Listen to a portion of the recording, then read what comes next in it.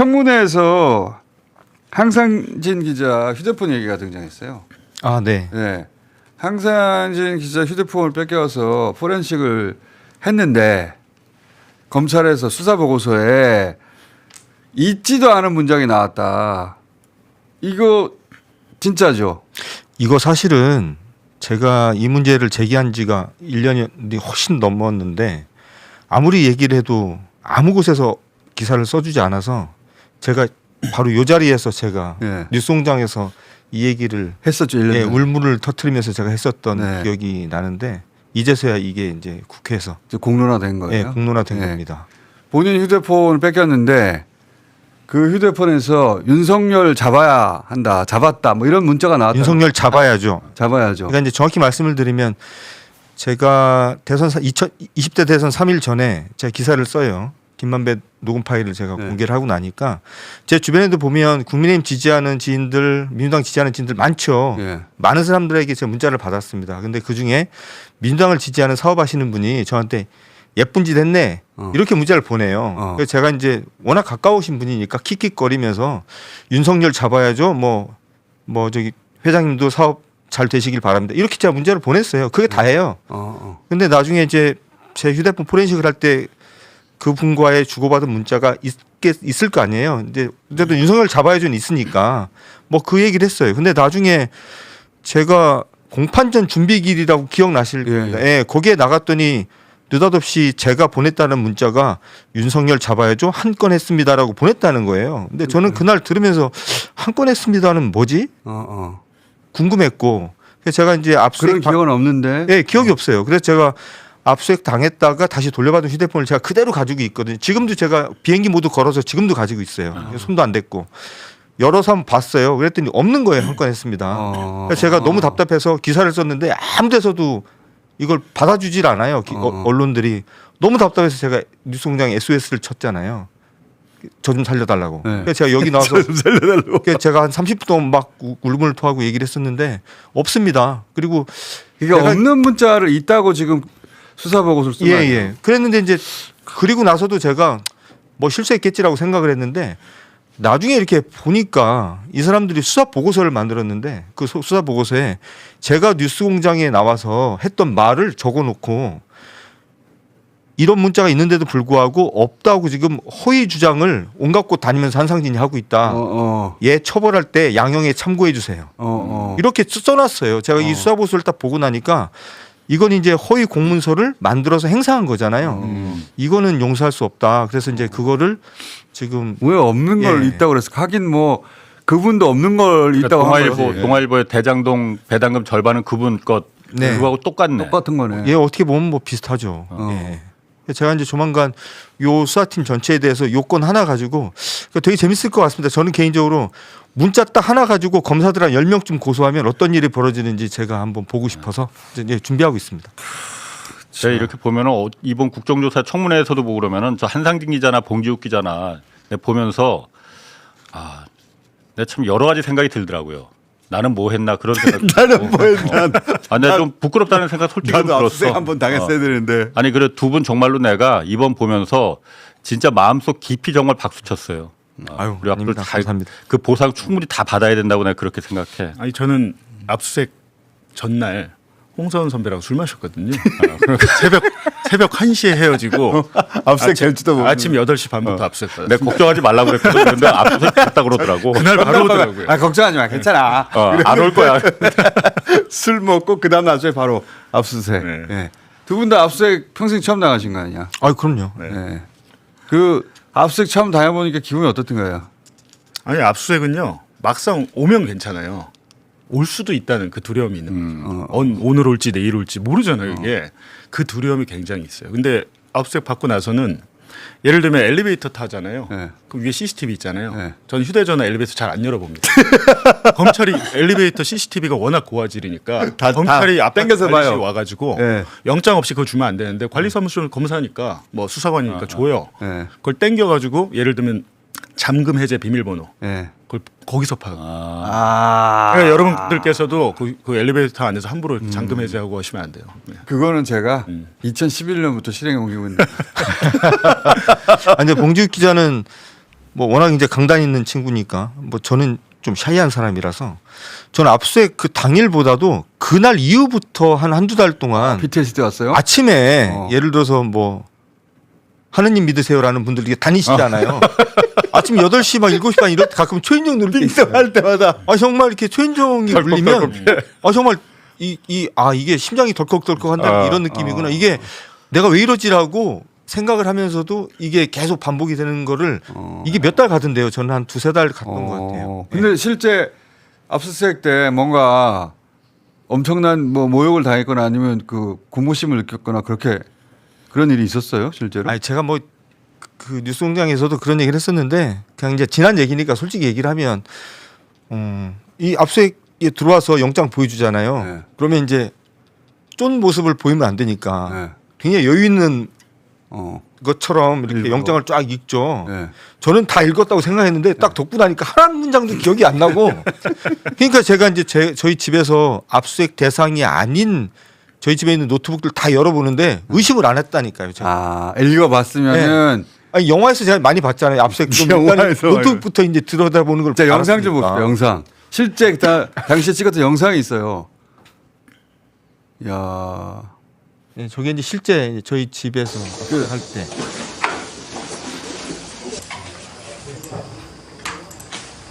그러니까 저거는 현장에서 노트북이라든가 USB라든가 다 뒤져가지고 가져가는 거네요. 그러니까 USB는 뒤질 수 있었고 노트북은 안 돼요. 영장이 없는데 예, 영장이 없는데 저렇게 다 집에서 그냥 디지털 포렌식을 하고 있는 거예요 지금. 영장이 없는 거라. 네, 그리고 저희 집에서는 뭐 서류나 책자 이런 거를 손을 못 대게 판사가 다 지웠는데 지금 다 뒤집니다. 근데 그나마 한상진 기자 지금 저걸 촬영하게 했잖아요. 저희 집은 촬영 못하게 난리가 났어요. 촬영을 어떻게 하신 거예요? 그러니까 아니, 저분들도 실수한 거죠.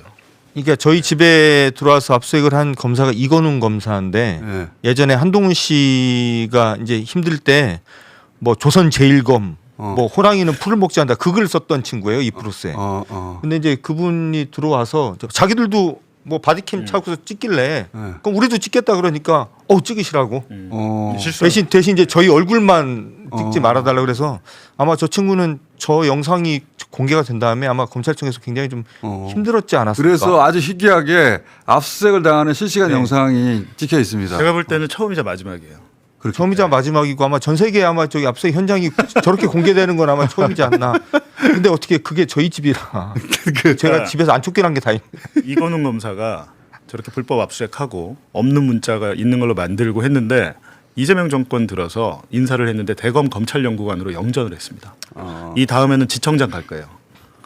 그리고 잘 나가고 있죠. 인권존중 TF인가 각 부처마다 만들었잖아요. 누가 그러는데 저 이건웅 검사가 검찰을 대표해서 나왔다고 인권존중 TF에 인권을 유린한 당사자가 거기 나와서 큰 소리를 치고 노트북은 대상이 아닌데 그럼 노트북은 어떻게 처리한 거예요? 그쪽에서? 아니 그러니까 노트북이 대상이 아니에요. 그러니까 저희 집에서는 뭐를 볼 수 있었냐면 휴대폰, 태블릿 등 통신기기 그리고 USB 등 저장 장치 요거만 볼 수 있어요. 그리고 노트북 항목은 따로 있는데 거긴 다 지웠었어요. 그 노트북이라는 항목 자체가 지워져 있는데 청구했는데 이제 판사가 지운 거죠. 네, 지운 겁니다. 그리고 심지어는 판사가 걱정이 됐는지 가부터 사항까지 쭉 이렇게 검찰이 요청한 것 중에 다 지우고 나서 손으로 직접 써놨어요. 바항 하나 빼고 다 제외. 판사가. 그런데 바항이 지금 말씀하신. 네, 그 바항이 이제 통신기기하고 이제 저장 장치 USB. 근데 네. 그걸 봤는데 네. 정신없이 봐가지고 지워졌다는 눈에 안 들어와요. 눈이 안 들어와가지고. 그래서 노트북을 열어볼 때 제가 옆에서 도왔어요. 네, 열심히 돕고. 노트북 하면 안 됩니다라고 했었어야 되는데. 그렇죠. 도와줬네. 그 심지어는 저희 딸아이가 쓰는 노트북을 제가 종종 이제 전 집에 제 노트북이 없어서 빌려서 이메일을 보는 경우가 있었어요. 근데 이 딸아이 노트북을 열어서 구글을 연동을 해서 이메일을 열어서 제 이메일 2180개를 다 열람을 했는데 옆에서 막 도와줬어요. 제가 여기 사진 있고 막 나중에 너무 부끄러운 거예요. 제가. 너무 부끄러운 거예요. 네. 아니 이게 이걸 어떻게 알았냐면 도와줬어요. 저희 집에도 제 가방에 노트북이 있었어요. 네. 검찰이 얼씨구나고 꺼내더니 네. 나중에 압수를 안 하더라고. 그래서 왜 안 가져가요? 그랬더니 영장이 없습니다. 이러면. 저희 집에서는 안 가져가는. 제가 저랑 대화하다 안 거예요. 네. 영장이 내용 똑같거든요. 아니 그러니까 이게 저희가 압수수색 당하고 한참 지난 다음에 서로 맞춰봤구나. 네. 지우하고 저하고 이제 얘기를 자주 하니까 네. 이런저런 얘기를 하다가 몇 달 전 얘기가 나왔어요. 하는데 갑자기 지우기가 우리 집에서는 노트북 안 봤는데 근데 분명히 봉지욱 기자하고 저하고 영장 내용이 똑같거든요. 네. 이상하다? 그래서 저한테 제 영장을 봤어요. 네. 그랬더니 정말 노트북이 지워져 있어요. 제가 그날 잠을 한숨도 못 잤습니다. 온 동네를 배회했어요. 온 동네를 배회. 너무 화가 나가. 그나마 가나다라 마바 다 거의 다 지운 판사가 네. 이재명 대표 구속영장 기각한 네, 그쪽 유창훈 판사. 부장판사예요. 아. 허재영 기자는 네. 가나다라 마바사를 다 허용했어요. 그러니까 허재영 기자는 집 현관문을 뜯어버리잖아요. 빠르고 아. 진짜 뜯었어요. 그 영장이 진짜 무서운 거네. 그러니까요. 그 친구는 뭐 1인 매체고 그래서 그랬는지 그냥 뭐 현관문 뜯고 들어가 버렸으니까. 그러니까 지금 이렇게 웃으면서 말하지만 그 영화 압수수색 있잖아요. 네. 거기서 한상진 기자가 거기서 울면서 인터뷰한 게 있었잖아. 네. 얼마나 억울했으면 내가 나도 억울해가지고. 그때 따라 울었어. 정말로. 얼마나 억울했을까. 이 일 하는 그랬을까. 사람들은 감정이입되지 진짜. 네. 근데 여의도에 당시 윤석열 그 정권 들어서 국회의원들도요 언제 압수수색 다 들어올 수 있다. 맞아요. 그게 사실 그냥 공론화됐어요. 일상이었어요. 그냥 일상이었어요. 그러니까 네. 의원들 하나하나가 무슨 뭐 너는 압수대 대상이 아니라 다 언젠가는 압수대 대상이다 해가지고 다 그냥 준비하고 있었어요. 네. 일상화됐었어요. PC에 뭘 남기지 마라. 휴대폰 뭘 남기지 마라. 다들 그랬었죠. 자, 그리고 그 동아일보 얘기하셨잖아요. 그거. 네. 동아일보 그분? 그분. 동아일보 아직도 입장이 없죠. 입장이 없고요. 저는 놀란 게 저 기사가 저는 온라인 기사인 줄 알았어요. 2021년 10월 9일자 일면 톱 기사더라고요. 일면 톱. 저거를 출처 불명에 전해졌다 알려졌다 동아일보 취재를 종합하면 법조계에 따르면 소스가 어딘지 철저히 숨겨놨어요. 근데 저게 지금 생각해보면 저 기사가 좀 말이 안 되는 게 정영학 회계사가 녹음 파일을 들고 검찰청으로 자진 제출하잖아요. 네. 그 직후인 것 같아요 지금. 그러니까 검찰이 사실 이걸 잘 모를 때인데 지어서 쓸 리는 없고 누군가 얘기를 믿을 만한 누군가가 얘기를 해줬기 때문에 썼을 텐데 그렇죠. 기자들은 이 사람 말이라면 믿을 수 있어 네. 하니까 지면에 싣고 인쇄했겠죠. 검찰발 기사 아닐까요? 근데 문제는 검찰 발이지. 김태훈 당시 수사팀장 지금 해전고검장이 기자단의 간사에게 얘기를 해줬다는 거 아니에요. 그러니까 녹취록에 오보라고. 그분 그런 그 기사 오보라고 네. 확인을 해줬는데 저게 바로 안 잡히면서 동아일보 저 기사부터 시작해가지고 그렇죠. 선거 끝날 저게 때까지 출발이에요, 그분 그게. 누구냐 네. 이재명이 저기 김만배가 그분이라고 하면 정진상 실장은 김만배보다 나이가 어립니다. 그렇지. 그럼 한 명밖에 없네. 이재명이네. 이 프레임을 짜버린 거죠. 그렇지. 네. 그래서 법조 기자들은 그분을 당연히 이재명이라고 생각하고 기사를 썼어요. 지금도 대부분. 그렇게 생각하고 그러니까 있어요. 저는 지금 지금도. 동아일보 네. 그때 저 쓴 기자가 실명 기자잖아요. 네. 고도의 유언모. 저 친구들이 이용당한 거잖아. 자신들이 악의적으로 이용당한 거잖아요. 설마 공모했을 리는 없고. 아니 근데요. 이거를 일면 톱에 배치할 때는 네. 기자들만의 판단이 아니잖아요. 아, 물론 당연히 그렇죠. 편집국장이 저걸 컨펌을 예. 해야 되는 건데 예. 악의적인 거죠, 저건. 우리 박성주 의원도 언론 출신이니까 당연히 알잖아요. 저거는 기자하고 사회부장이 1차적으로 했을 거예요. 사회부장이 그렇죠.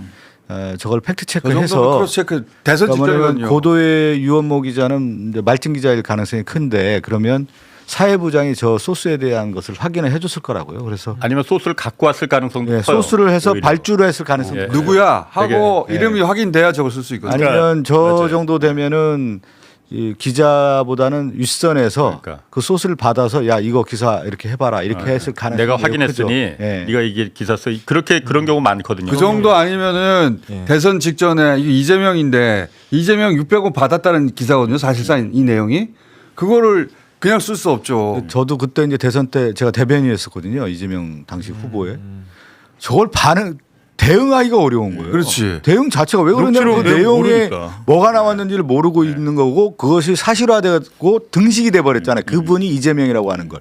근데 이걸 깬다라는 게 프레임 자체를 깨는 게 엄청 어려웠거든요. 사실은. 저거 때문에 대선 마지막 순간까지 그분 얘기했어요. 네. 제가 동아일보 기사나고 10월 9일이잖아요. 10월 26일에 그 대장동 그 대출 브로커 조우영을 만나요. 조우영을 만나서 제가 물어봅니다. 대장동 그분 누구냐? 그랬더니 유동규라고 하더라고요. 유동규. 써야 될 거 아니에요, 기사를. 위에서 못 쓰게 합니다.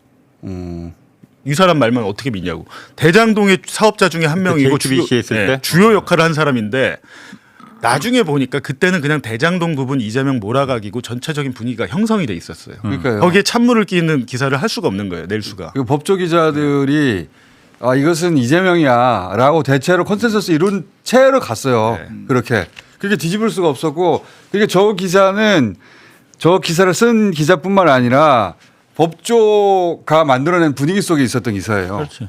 예. 다 공범이라고 일정 정도 사실. 그러니까 내가 저걸 지나간 일이라고 덮어둘 게 아니고 동아일보 저 두 기자는 그 당시에 저 그분이란 말을 누구한테 받았느냐. 저 거짓말인데 이용당한 거잖아요. 그러니까 취재원 보호할 것도 없어 저거는 밝혀야 돼요. 그러니까 저건 100% 누군지. 검찰 관계자고요. 아니 그러니까 네. 검찰 누구한테 저게 아마 받았는지 밝혀야 된다. 논두렁식에 있잖아요. 노무현 대통령 논두렁식의 SBS 보도 패턴이 똑같잖아요. 제가 볼 때는 그렇게 아마 되지 않았을까 봅니다. 네.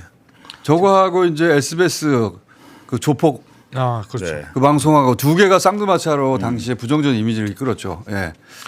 저는 제가 이제 기자들한테 무슨 얘기했냐면 제가 이제 국정조사하고 재창영을 실장님을 바꾼 거 네. 옛날 같았으면 검찰발 기사로 그걸 끝났다. 밝혀줄 수가 없을 거예요. 근데 지금 새로운 뉴미디어들이 등장하고 또 유튜버도 등장하고 이 공소장이든 녹취록이든 다 점검해서 이 봉주 같은 기자분들이 나와서 이거를 발견한 거지 옛날에 언론 지형했다고 하면은 이거 다 묻히고 기본적으로 검찰발 기사로서 그냥 이것은 사실로 규정됐을 거예요. 맞아요. 이거 지금 참 어떻게 보면 이 새로운 뉴미디어 환경에서 이 진실들이 밝혀지고 있는. 아니 근데 정말 충격적인 게 이번 국정조사는 진짜 제가 볼 때는 거의 100점인데 기사가 한 줄도 없습니다. 그거 여러 저희 번 하고 그날 있는데. 그게 아니라 기사가 4개 있어요. 4개. 저희가 얘기한 게 4개가 있고 특히 그날 국정조사 중에 가장 중요했던 내용은 저희는 이제 그 사건 당사자니까 이강길 씨 폭로였어요. 이강길 씨가. 야 맞아. 대검 중수부가 조우영의 범죄 사실 다 알고 있었고 다 묻어버렸어. 네.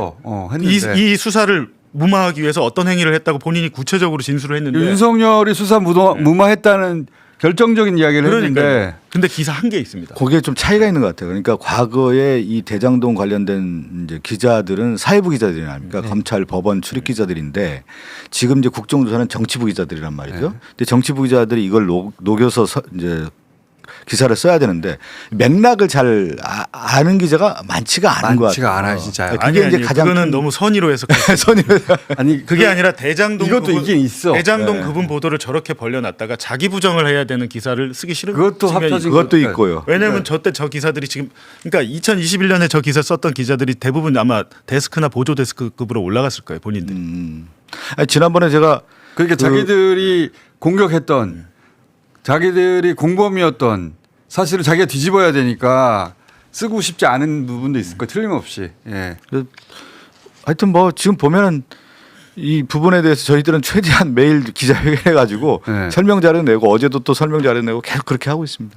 저는 이제 화요일 저는 사실은 그 국회 그런 자리에 나간 게 이제 처음이라서 제가 얘기한 게 어떻게 언론에 보도되는지 궁금하잖아요. 그래서 네. 저는 평소엔 잘 안 하는데 수요일 아침에는 제가 일어나자마자 제 이름으로 검색을 한번 해봤어요. 네. 기사 3개인가 4개인가가 있는데 저는 그거보다도 더 황당했던 게 그 이번 주 수요일 아침 신문을 이렇게 보는데 한겨레 신문의 사설과 조선일보의 사설 2개를 딱 갖다 놓고 보면서 오늘 이 사설 2개는 역사의 한 장면이 되겠다라는 생각이 들었는데 한겨레는 뭐라고 썼냐면 이 저희 사건 관련돼서 이제 쓰면서 윤석열 명예훼손 사건 관련돼서 실체적 진실이 거의 다 확인됐다. 이제 지금부터는 이제 후속 조치를 어떻게 할지 이런 지혜 게시기를 썼고요. 조선일보는 뭐라고 썼냐면 이번 국회가 민주당이 주도한 국정조사 청문회에서 새롭게 드러난 거 아무것도 없다. 무슨 소리야?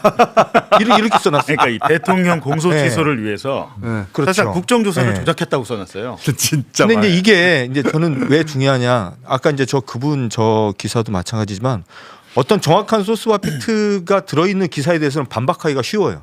그죠? 저희 뭐 반론 취재하기도 좋고 저걸 반박하기도 싸우기도 좋은데 이런 식으로 맥락 없이 내가 볼 때는 아무것도 새롭게 드러나는 거 없다 이렇게 질러버리면서 가버리면 이건 그냥 프로파간다가 되는 거잖아요. 네. 저런 것들을 지금 그 쏟아내는 저런 언론들을 그냥 놔두면 사실은 지금 이재명 정부가 굉장히 일을 잘하고 있고 지금 민주당이 굉장히 열심히 잘하고 계시지만 이게 언제까지 가겠어요. 어느 순간 되면 저게 또 스물스물 또 기어 나와서 저런 것들이 모여서 또 우리 사회를 또 뒤집어 놓는 또 소스가 될 텐데 그래서 저는 요즘에 하여튼 제일 많이 생각하는 게 뭐 이런저런 거 다 중요하지만 언론 개혁이 무엇보다 중요하겠다. 제가 요즘에 그 생각을 진짜 많이 합니다. 예. 본인이 직접 겪다 보니까 더 그러시겠지. 예. 그러니까 뭐 한 번도 생각을 못 해봤는데 요즘에는 그게 참 중요한 것 같다는 생각이 많이 들어요. 그 기사량이 적은 거는 그 이례적일 정도로 적어요. 네, 그렇죠. 네. 이렇게 없습니다. 네. 새로운 섹시한 뉴스 계속 나오거든요. 사실 언론들이 좋아할 기사가 없어요. 저희는 하루 종일 얘기하는데 그 거의 없습니다. 진짜. 자, 어제 현장 다녀오신 얘기 좀 해주세요. 네, 어제는 이제 금감원하고 감사원을 다녀왔거든요. 근데 이번에 특징 중에 하나가 저희가 이제 금감원을 어제 갔는데 이번에 전체적인 이 조작과 관련된 맥락에 보면 조작 사주들이 일어나고 고발 사주들이 보통 일어나거든요. 근데 검찰이 국정원에 이제 검사 파견해서 고발 주체가 되는 거고 또 감사원에게 또 감사를 그렇죠. 시켜서 하는데 이번에 쌍방울 주가 조작 사건 같은 경우는 금감원에 네. 원래 수원지검에서 이러한 부정거래가 있으니까 좀 알아봐 달라고 공문을 보내요. 예, 예. 그래서 이것을 부정거래라고 해서 수원지검에 알려주거든요. 그러면 그런 경우에는 이러한 거에 대해서 압수수색으로 들어와서 그렇죠. 이 자료를 다 가져간다고 합니다. 그렇죠, 그렇죠. 근데 이제 수원지검이 가져가지 않으니까 네. 아마 아마 금감원에서 이 패스트 트랙이라고 하는 제도가 있나 봅니다. 그래서 이 페이지로 해서 신속한 수사가 필요해서 이러한 내용에 대해서는 부정거래가 확인됐으니 빨리 가져가라라고 하는 수사해라. 것을 이제 네. 수사하라라고 보냈는데 제가 그래서 어제 금감원 부원장보에게 물어봐요. 이렇게 했을 경우에 특히 패스트 트랙까지 해서 검찰에게 알려줬는데 수사가 진행이 안 된 경우가 있습니까? 물어봤더니 한 번도 없었다는 거예요. 금감원 역사 이래. 한 번도 없었겠죠. 네, 그러니까 이거는 의도적으로 이 주가 조작 관련된 것을 봐주면서 네. 김성태, 방용철의 진술을 검찰이 자신들의 입맛에 맞는 진술로 유도했다 이렇게 보는 거고. 명백한 정황이죠. 그렇죠. 예. 방용철은 결국 그래서 위증을 할 수밖에 없는 거예요. 왜 그러면 자신들의 주가 조작이 드러나면은 주가 조작에 대한 처벌을 다시 받게 되는 거고 네. 또 하나는 주가 조작에 의한 추징금을 다시 받기 때문에 방용철은 일관되게 자신의 유증을 유지할 수밖에 없는 구조로 이미 돼 있다라고 하는 것을 확인하는 자리였다 이렇게 볼 수가 있을 것 같습니다. 네.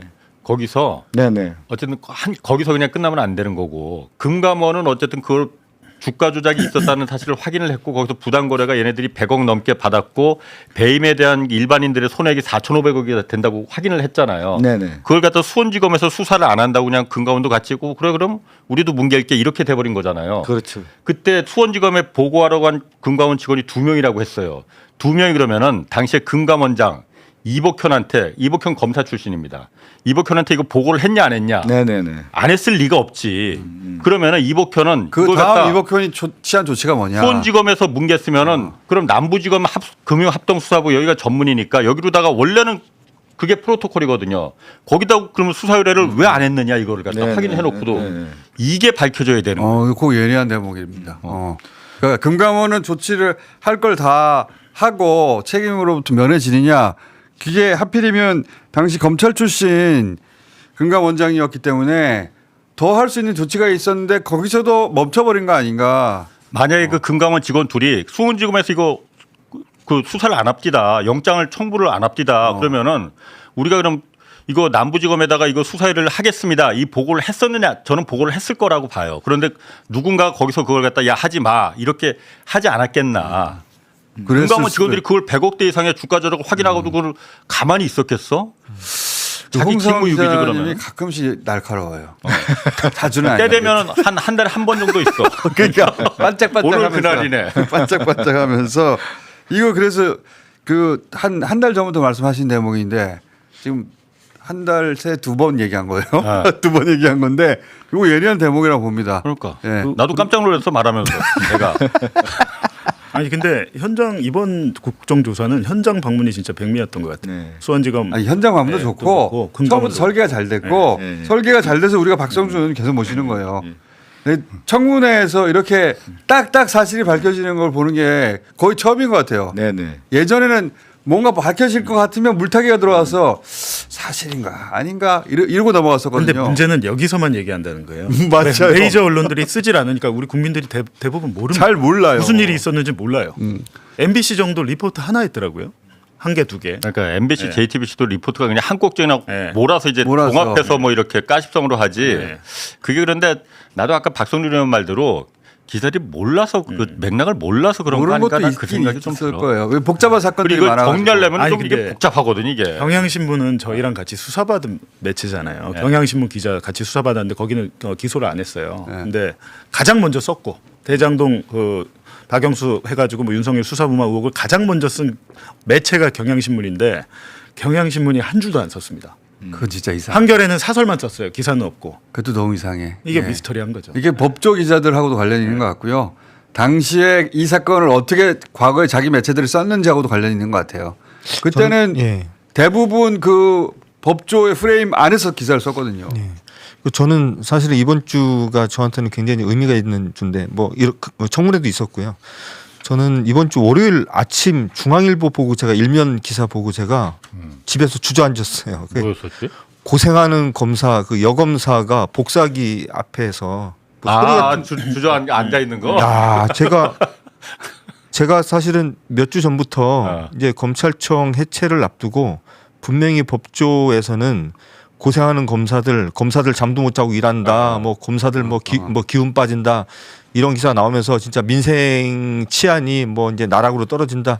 이런 기사가 이제 설설 나올 거다. 이러면서 이제 보안수사권 관련된 빌드업에 들어갈 거다. 이거 조심해야 된다는 얘기를 제가 계속 했었는데 딱 그 기사가 나온 거예요. 그리고 나서 이제 받아서 어젠가요? 조선일보가 지금 현직 검사들 중수청 안 간다. 뭐 이 기사 이제 나오고. 공소청에 남았겠다. 그리고 몇 주 전부터 계속 이제 나오는 게 요즘 검사들이 일이 너무 많다, 힘들다, 뭐 여기저기 파견 나가서 그런 거 보면서 제가 좀 너무 속상한데 그래서 제가 이제 하고 싶은 말이 지금 문재인 정부 때 이 검찰이 경찰청을 제외하고 대한민국 거의 모든 공공기관에 사람들 다 파견하고 있거든요. 그거를 못하게 문재인 정부 때 막아놨는데 윤석열 정부 3년 동안 그게 완전히 풀려서 더 늘어났단 말이에요. 제가 대략 AI에 제가 확인해 보니까 챗 GPT에다 물어봤어요.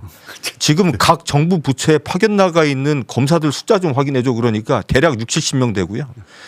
법무부 탈검찰화 얘기가 문재인 정부 때 가장 큰 검찰 개혁이 화두였는데 그게 이제 윤석열 정부 3년 동안 다 무너져서 지금 법무부에 파견된 검사가 한 60명 되는데 그 사람들만 모아놔도 100한 20, 30명 됩니다. 그 사람들만 다시 검찰청에 가서 자기 자리에서 일하게 하면 뭐 검사들이 뭐 너무 고생한다. 뭐 밤새가면서 일한다. 뭐 사건이 너무 많다. 이런 말 안 나올 건데 지금 기자들은 지금 계속 그런 기사를 이제 슬슬 쓰고 있어요. 너무 저는 신경 쓰지 마세요. 왜냐하면은 너무 화나는데.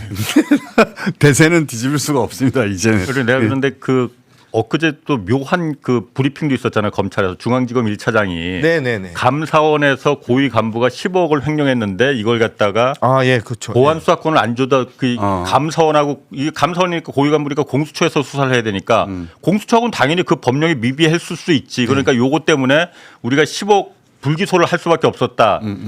아주 묘하게 그냥 꼬아버렸거든. 네. 보안수사권 달라는 얘기죠. 그래서 지금 우리가 하자는 거는 그런 법령을 갖다 빨리 해서 되게끔 만들라는 걸 우리가 하려는 거지. 이것 때문에 그러니까 수사권 주고 그냥 경찰 이거 하지 말아야 된다. 이걸 이렇게 꼬아가는 그 중앙지검 1차장의 브리핑이 그거잖아요. 네, 맞습니다. 이래서 보안 수사권을 검찰이 갖고 있어야 된다. 못 가질 것 같아요, 저는. 아니 그러니까 참 진짜 아무래도 아무리 논리가 비약하더라도 그렇게 논리를 짜는 언론 개혁이 너무나 중요합니다. 아니 저는 국정조사에서 되게 이상했던 게 정권의 칼이 검찰이잖아요. 국민의힘이 검찰과 한 몸이 돼서 쉴드를 치고 있고 여당이 검찰을 비판하고 있고 이거 되게 생경한 풍경이거든요. 이게.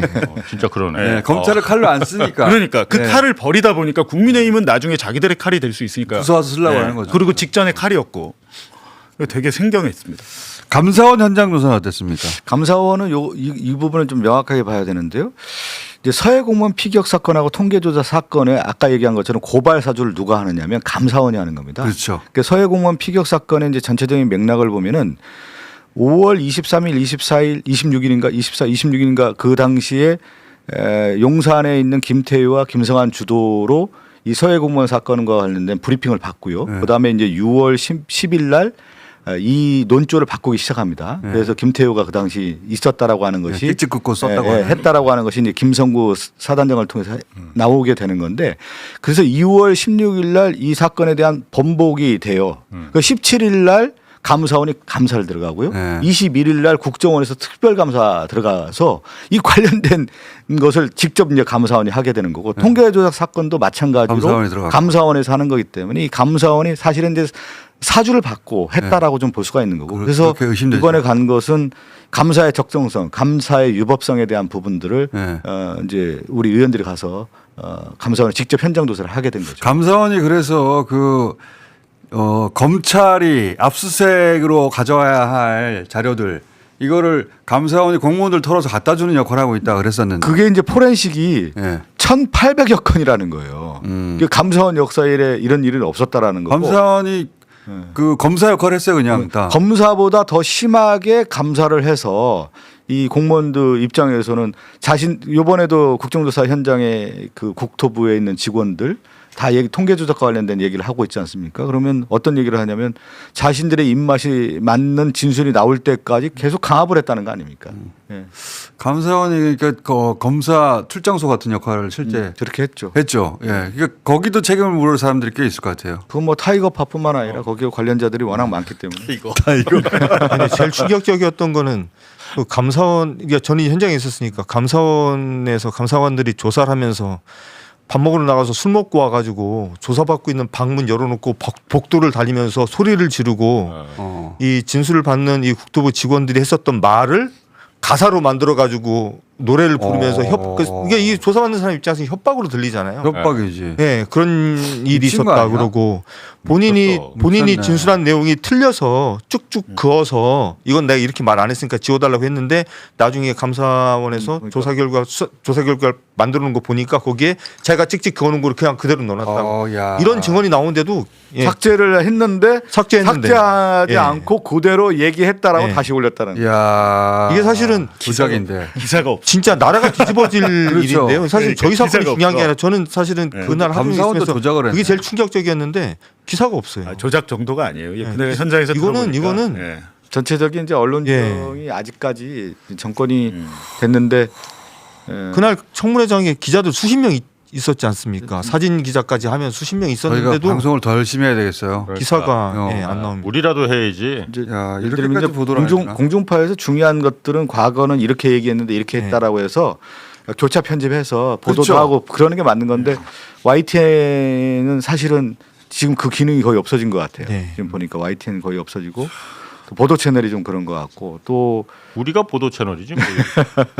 하루 종일 보도 채널 역할을 하고 KBS 있어요. 같은 경우도 그런 기능들이 이제 있어서 이 예를 들면 대장동 그분의 오보가 관련된 부분에 대해서는 아니 신문은 못 한다고 하면은 방송에서 해줘야 되는 거거든요. 네. 뭐 예를 들면 뭐 JTBC도 마찬가지고 YTN이라든가 다른 KBS, MBC, SBS가 이런 부분들은 왜 그 당시에 이렇게 오보가 됐는지 그 이후에 그것이 파장이 어떻게 되고 지금은 현실이 어떤 것인지 이렇게 얘기해야 되는데 같은 언론에 있는 분들이라 그런지 이거를 그냥 얘기를 안 하고 가는 건지 네. 그러면 이 잘못된 거에 대한 것들이 이미 팩트 체크가 다 되고 있다고 하면은 팩트 체크하는 기자들이 분명히 있어서 그걸 다 보도도 하고 그렇게 돼 있거든요. 그런데 지금 그런 기능들이 거의 없는 것 같아요. 그러니까 심층 보도에 대한 것들이 좀 없어진 것 같아요. 네. 맞아요. 자, 제가 하나 예를 들면 깜짝 놀란 게 제가 그 쌍방울 대북송금 사건 나오고 나서 방용철의 위증이 분명히 드러났단 말이에요. 이호남을 자기가 혼자만 봤다는 거 아니에요? 네. 근데 그 다음에 이호남의 왜 의도가 뭔지에 대한 심층 기사가 안 나오더라고요. 저는 그게 깜짝 놀라요. 근데 다 방용철이가 봤다라고 하는 기사만 나오는 거예요. 제가. 맞아요. 야 거꾸로. 이거는 그래서 제가 그 기자들한테 제가 몇 명한테 전화해가지고 아니 그날 국정조사 제대로 봤냐? 김국훈은 보지 못했다. 그 조경씨도 보지 못했다고 봉지욱 기자도 볼 수가 없다라고 하는 부분들을 분명히 나왔는데 제가 갑자기 톤이 높아졌어요. 방용철이가 봤다고 한 기사만 어떻게 나올 수가 있느냐. 나는 그 기사의 완결성 면에서도 매우 부족한 기사다 이거는. 제가 다 직접 전화했어요. 그때. 뭐랍니까? 그거는 이제 조금 뭐 이렇게 돌려서 얘기를 하던데 보면은 그거는 이제 자기 기자만이 아니라 데스크들의 또 문제가 있는 거거든요. 그렇지. 근데 그거는 제가 그날 시간이 없어서 제가 좀 설명을 했으면 좀 그나마 나았을 텐데 방용철은 필리핀에서 리오남을 호텔 뒷문에 오카도 호텔 뒷문에서 만나서 김성태 회장 방까지 내가 리오남을 안내해 줬다는 거잖아요. 예, 예. 그러면 그 70만 달러를 리오남을 만나서 직접 준 사람은 김성태 회장이잖아요. 네. 근데 김성태의 검찰 지술과 법정 증언이 내용이 달라요. 검찰에서는 내가 리오남한테 돈을 줄 때 송명철, 이화영 같이 있었다고. 예, 예. 그랬다가 이화영이 나는 안 갔다 그러니까 이화영은 다음 날 만났고 송명철이랑 셋이 있었다고. 근데 송명철은 행사장 호텔에서 나간 적이 없어요. 예. 법정에 와서는 중요한 얘기네요. 예. 김성태 뭐라 그러냐면 제가 리오남을 돈을 주긴 줬는데 누구와 같이 동석했는지는 기억이 나지 않는다고. 다시. 데려다 준 사람은 명확하게 기억하고 있는데 돈 준 사람은 기억을 못 해요. 그러니까 예, 없는 사실이니까. 없었던 사실을 만들어내다 보니까 그때그때 얘기가 달라지는 그러니까 이런 것들이 이제 해야 되는데 어찌됐든 방용철의 말을 남욱의 말은 범죄자의 말이라고 다 무시하고 믿을 수 없다고 해놓고 그럼 방용철은 범죄자 이재명 아닙니까? 아직도 대북 송금한테 혐의 있다는 식으로 기사 쓰는 거예요, 계속. 그럼요. 예. 네. 그렇게 아직도 아직도 그렇게 하는 게 이 지금 제가 깜짝 놀란 거예요. 방용철의 얘기가 진실인 양 그 다음날 언론에서 다 장악하고 보도 채널뿐만 아니라 방송 채널에서 방용철이 봤다라고 하는 것을 메인으로 그러니까요. 올리고 그런 것들을 처음 보고 나온 말도 아니고. 그거를 이해가 안 가는 거예요. 과거에 우리 홍상훈 기자도 알겠지만 방용철의 얘기가 있다고 하면 반대되는 의견들에 대한 진술을 같이 실어주기라도 하던가. 실어주고 그것이 왜 그러면 방영철은 왜 이렇게 얘기했는지에 대한 심층 기사를 또 하나 덧붙여주고 이런 게 맞는 거 아니에요. 근데 지금 보면은 단순 팩트로 그냥 요거만 전달했다 하고 그 다음 기사가 없어요. 지금 왜 그런 겁니까? 아니, 그날 제가 박성준 이렇게 안 해요. 의원님이 청문회 하시고 나서 화가 많이 났어요. 목소리가 높아졌어요. 유일하게 그래도 MBC 이기주 기자만 이기주 기자만 정확하게 제대로 썼죠. 정확하게 썼더라고요. 나머지는 없어요. 일단 기본적으로 방영처럼 거짓말을 할 동인이 충분히 있잖아요. 거짓말을 할 동인이 충분히 있잖아. 반대로 김국헌이나 이런 사람도 거짓말을 할 이유가 없는 사람들 아니야. 아무 관계가 없죠. 자, 그러면은 마지막 질문인데 이거 특검 가는 거죠? 그건 가는 거죠. 이제 일정이 지금 남아 있는 게 28일 날 마지막 이제 국조에서 전체적인 지금 조작과 관련된 부분에 대해서 이제 확인하는 자리고요. 그다음에 30일 이제 보고하고 이제 특검 꼭 가야 될것 같아요. 특검은 이미 준비를 하고 있습니다. 그래서 특검은 바로 이제 들어가야죠. 이거 어떻게 그냥 넘어가? 이거 청문회를 못 보신 분들은 모르는데 청문회를 본 사람들은 이거 특검 여러 번 해야 되겠다 싶을 정도예요. 아니 저는 어마어마한 특검이지. 민주당이 근데 답답한 게 상대방은 이거 대통령 공소치 소용 이렇게 공격하잖아요. 아니 특검을 해서 불법 수사 사실이 드러나면 당연히 공소치 소해야 되는 거예요. 그거는 이상한 얘기가 아니에요. 그거는 검찰이 사과하고 공소치소를 하는 게 맞는 겁니다. 그게. 근데 거기에 대해서는 별로 얘기를 안 하시더라고요. 정치적으로 이제 비화될까 그런 건데. 아니 이미 이제 뭐냐면 그걸 이미 저희가 얘기할 필요가 없는 거고요. 국정조사에서 제가 이제 1차적으로 말씀드리는 것은 이 조작과 관련된 것을 국민에게 알려주고 내용을 정리를 해야 될 거 아니에요. 이러한 내용들이 7대 사건에 대해서 이런 조작이 있었다라는 거 알려주고 그다음에 특검 가서 특검에서 이 수사하면 이거 또 나오는 거 아니겠습니까? 그 이후의 문제죠. 그리고 그 미리 얘기할 필요는 없는 거예요. 간사님 그리고 네. 새로 이번에 청문회에서 밝혀진 주요 대목들 있지 않습니까? 네네. 그거를 좀 일목요연하게 한번 정리해 주세요. 그래서 저희가 중간 백서 보고를 같은 거 해야지. 중간 보고를 하나 해서 자료 배포를 했습니다. 저 한번 13일 날 한번 배포를 했고요. 그다음에 이번에 끝나면서 중간 보고가 아니라 이제 마지막 최종 보고에 언론 대한 보도용 말고 예. 일반인 언론 보도용은 이제 다 읽으려면 그거 자체가 또 일이어서 일반인용으로 핵심적인 짧게, 것만. 핵심적으로 쇼츠 같은 거로 만든다든가 예. 저희가 하는 것도 1시간, 2시간 내내 봐야 되거든요. 그래서 짧게 만든 것 좀 해주세요. 예. 제가 이거 끝으로 이거는 말씀드려야 돼서요. 이번에도 언론들이 쓰는지 안 쓰는지 한번 테스트를 해보겠습니다. 인서트 1번 인서트 보여주시면 여기 시간은 이거 짧게 아니요. 해주셔야 돼. 예. 예. 이걸 한번 보시죠. 지금 어제 예. 박철민 조폭 예. 20억 이재명에게 20억 줬다 폭로한 박철민 알죠? 예. 돈다발. 박철민 이 사건 끝났잖아요. 박철민 예. 유죄 받고. 근데 새로운 사건이 시작이 됐어요. 어떤 겁니까? 김형진 파타야 그 아래 그 사건의 예. 그 범인 김형진이 박철민이 하도 거짓말을 하니까 김형진이 박철민을 무고로 고소한 사건이 있었어요. 오케이. 2003년 전에. 오케이. 근데 이거를 사건을 쭉 묵히고 있다가 예. 이재명 대통령 당선되니까 검찰이 2달 뒤에 작년 8월에 박철민을 무고 혐의가 있다고 하고 재판에 넘겼어요. 기소했어요. 어제 그래서 두 번째 이제 첫 번째 재판에서 교도소에 있는 그 파타야 사건 김형진이 증인으로 나왔어요. 오케이. 증인으로 나와가지고 당시에 어떤 일이 있었는지를 쭉 증언을 했어요. 첫 번째 증언부터 해가지고 근데 지금 어제 김형진의 얘기를 들어보니까 검찰 단계에서 이미 그할 방송과 짜고 있었고 박철민이 폭로한 내용이 박철민 판결문에는 그할 방송을 보고 범행을 결심했다로 돼 있다네요. 네. 근데 그게 아니고 이미 2017년 서울중앙지검 강력부에서 박철민이 주장한 내용을 그리고 있었대요. 이재명을 잡으려고. 검찰에서. 그게 박철민의 주장은 검찰의 기획이라는 얘기네요. 그렇죠. 지금 김현진 얘기한 게 2017년 많은 성남국제마법 조직원들이 갔는데 이게 얘기가 왜 신빙성이 있냐면 김영진 말고 다른 증인 한 명이 전직 또 성남 조폭이 나온 거예요. 그 조폭이 얘기를 하기를 2007년 중앙지검에서 이거 다 검사가 조사했던 내용인데요. 2017년. 박철민이 지어낸 얘기가 아니고 이미 검찰에서 수사를 이재명을 잡으려고 했던 박철민은 내용들. 어느 날 갑자기 그 SBS를 보고 네. 머리에 생각이 떠오른 게 아니라 그렇죠. 네. 그 그림은 검찰이 만들어 놓은 것이고 박철민은 실행했을 뿐이다. 그리고 그때 이미 박철민을 잡아다가 그 중앙지검에서 이재명을 잡아야 되니까 그 성남 이준석이라는 사람이 있잖아요. 이준석을 잡아야 이재명을 잡으니까 그림을 만들자라고 지금 했다는 거예요. 야, 이거는 새로 나오는 거네. 그런 이게 중요한 것은 지금 법정에서 새로운 사건이 시작돼서 인서트 1번에 제가 불러드릴게요. 여기 다른 기자들 봐야 되니까 2025 고단 3340 사건 번호. 이거 검색하면 나옵니다. 그리고 하나 더 뭐가 있냐면 지금 이게 또 이재명 조폭 연루설이 되니까 경기 남부청에서 뒤늦게 수사에 착수했습니다. 뒤늦게 경기 남부청에서 이것도 특검에 들어야 되겠는데 이거. 뒤늦게 수사해. 지금 특검할 게 민주당이 너무 많네. 2021년 10월 11월에 고소한 거 있잖아요. 예, 그게 예. 뒤늦게 경찰이 수사. 아, 지금. 뭉개고 있다가 사건 종결 안 하고 지금 수사. 자, 여기까지만 해놓죠. 왜? 왜냐하면 우리 박성중 의원님 이 사태를 파악하셔야 돼 또.